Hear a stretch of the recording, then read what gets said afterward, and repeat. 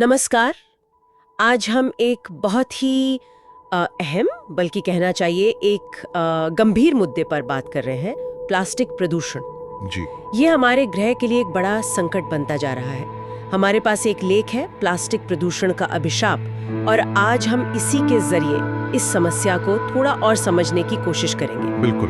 हमारा मकसद ये है कि इस लेख के आधार पर समझें कि ये प्लास्टिक प्रदूषण की समस्या मतलब कितनी बड़ी है, कहाँ से आ रहा है ये सब प्लास्टिक, हाँ। और इसका असर क्या हो रहा है हम पे, हमारे पर्यावरण पर, और हाँ, सबसे जरूरी कि इससे निपटने के लिए क्या रास्ते हो सकते हैं। जी, ये समझना बहुत जरूरी है। तो सोचिए जरा, लेख में एक आंकड़ा दिया है, हर साल लगभग 80 लाख टन प्लास्टिक हमारे समुद्रों में जा रहा है। 80 लाख टन, ये तो बहुत ही ज्यादा है। हाँ, मतलब अंदाजा लगाना भी मुश्किल है। ये सिर्फ एक आंकड़ा नहीं है, ये एक तरह की चेतावनी है हमारे लिए। सही कहा। और ये आता कहाँ से है, ये भी एक बड़ा सवाल है। वही तो लेख बताता है कि इसका ज्यादातर हिस्सा हमारी रोजमर्रा की चीजों से आता है। पैकेजिंग है, सिंगल यूज प्लास्टिक है। हाँ, वो प्लास्टिक जैसे हम एक बार इस्तेमाल करके फेंक देते हैं। पानी की बोतलें, थैले, स्ट्रॉ, लिस्ट तो बहुत लंबी है। और ये अक्सर या तो लैंडफिल में जाता है या फिर नदियों नालों से होता हुआ सीधा समुंदर में।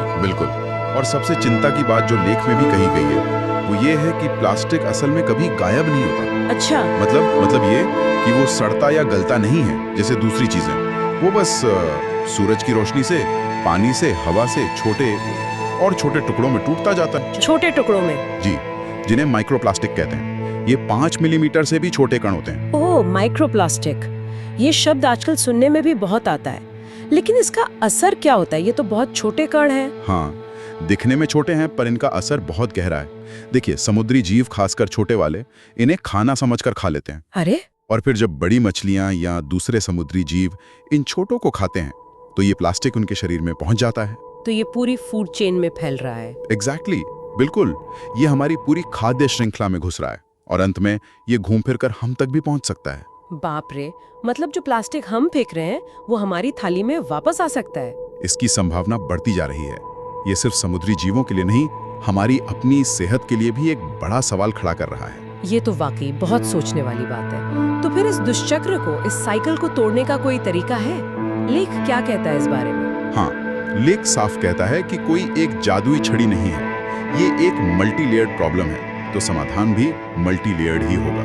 मतलब कई स्तरों पर काम करना होगा। जी, इसमें सरकार की भूमिका है, कंपनियों की जिम्मेदारी है और हम सबकी भी।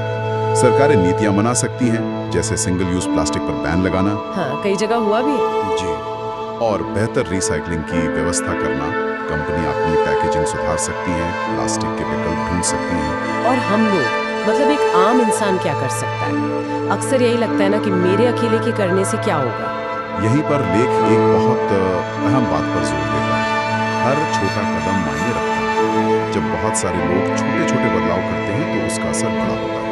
जैसे रोज की जिंदगी में प्लास्टिक का इस्तेमाल कम करना, अपनी पानी की बोतल साथ रखना, खरीदारी के लिए कपड़े का थैला ले जाना। हाँ, ये तो कर सकते हैं। प्लास्टिक की स्ट्रॉ मना करना या अपनी कॉफी के लिए रियूजेबल कप इस्तेमाल करना। ये छोटी आदतें हैं और इनसे प्लास्टिक की मांग कम होती है। लेख में वो पानी की बोतल वाला उदाहरण बड़ा अच्छा लगा मुझे। बस अपनी बोतल भर लेने से हम कितनी सारी प्लास्टिक बोतलें खरीदने से बच जाते हैं। बिल्कुल, ये बहुत सीधा और सरल कदम है। और दूसरा पहलू है रिसाइकलिंग का। जो प्लास्टिक हम इस्तेमाल कर रहे हैं उसे सही तरीके से रिसाइकल करना। उसके लिए जानकारी होना भी जरूरी है कि क्या रिसाइकल होता है, क्या नहीं। सही बात है। और ये जानकारी दूसरों तक पहुंचाना भी, अपने घर में, दोस्तों में बात करना, जागरूकता फैलाना भी एक तरह का योगदान है। तो कुल मिलाकर बात यह है कि प्लास्टिक प्रदूषण एक बहुत बड़ी और उलझी हुई समस्या है। इसके स्रोत, इसके असर, इन सबको समझना पहला कदम है। जी हाँ, और फिर समाधान की तरफ बढ़ना जिसमें सबकी भागीदारी हो। ये समझना जरूरी है कि जिम्मेदारी सबकी है, सरकार, उद्योग और हम नागरिक मिलकर ही शायद हम आने वाली पीढ़ियों के लिए एक बेहतर, एक साफ सुथरा माहौल छोड़ पाएंगे। बिल्कुल। और अंत में एक विचार छोड़ जाते हैं सबके लिए। जैसे हमने पानी की बोतल की बात की, क्या हम अपनी रोज की खरीदारी या खाने पीने की दूसरी आदतों में भी ऐसे ही बदलाव सोच सकते हैं? शायद लोकल बाजार से खुला सामान लेना या बाहर खाते वक्त अपनी प्लेट या चम्मच इस्तेमाल करने की सोचना। हाँ, ये छोटे छोटे बदलाव अगर सब करने लगे तो तो शायद वाकई एक बड़ा फर्क ला सकते हैं। जी, इसी सोच के साथ शायद हम शुरुआत कर सकते हैं।